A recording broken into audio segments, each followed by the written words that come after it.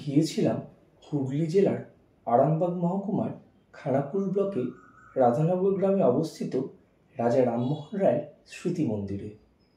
এই স্থানে ইংরেজি 22শে মে 1772 সালে জন্মগ্রহণ করেছিলেন বঙ্গ রেনেসাঁর কাণ্ডারি রাজা রামমোহন রায়।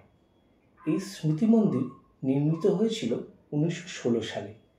এই মন্দিরের নকশা অঙ্কন করেছিলেন স্বয়ং বিশ্বকবি কবিগুরু রবীন্দ্রনাথ ঠাকুর, কিন্তু অর্থের অভাবে এই মন্দির কবিগুরুর চিত্ররূপে নির্মিত করা সম্ভবপর হয়নি।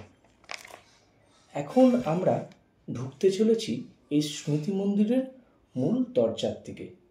ঢোকার মুখেই আমরা দেখতে পাব রাজা রামমোহন রায়ের একটি মূর্তি প্রতিস্থাপন করা হয়েছে। ঢোকার মুখেই মন্দিরের দরজার বাঁদিকে একটি নীল বোর্ডে মন্দিরের ব্যাপারে বিস্তারিত লেখা রয়েছে। এই যে মন্দিরটি, এর ডান দিকে এবং বাঁদিকে বড় দুটি বারান্দা রয়েছে। আমরা যদি মন্দিরটাকে ভালোভাবে দেখি, আমরা দেখতে পাব যে এই মন্দিরের উপরের ছাদটি কুড়ি বর্গা দিয়ে নির্মাণ করা হয়েছে। আমরা এই মন্দিরের মূল দরজার ভেতরে ঢুকলে দেখব যে একটি বড় আকারের হলঘর রয়েছে এবং এই হলঘরের চারিদিকে দেওয়ালে আলাদা আলাদাভাবে বোর্ডের মধ্যে রাজা রামমোহন রায়ের স্মৃতির উদ্দেশ্যে অনেক চিত্র করা রয়েছে, সেগুলি আমরা দেখতে পাব।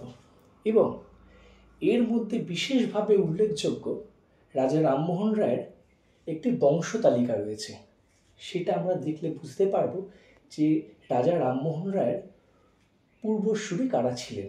সেখান থেকে আমরা জানতে পারবো এই বিষয়টা যে রাজা রামমোহন রায়রা পূর্বসূরিরা এসেছিলেন উত্তরপ্রদেশের কনৌজ গ্রাম থেকে।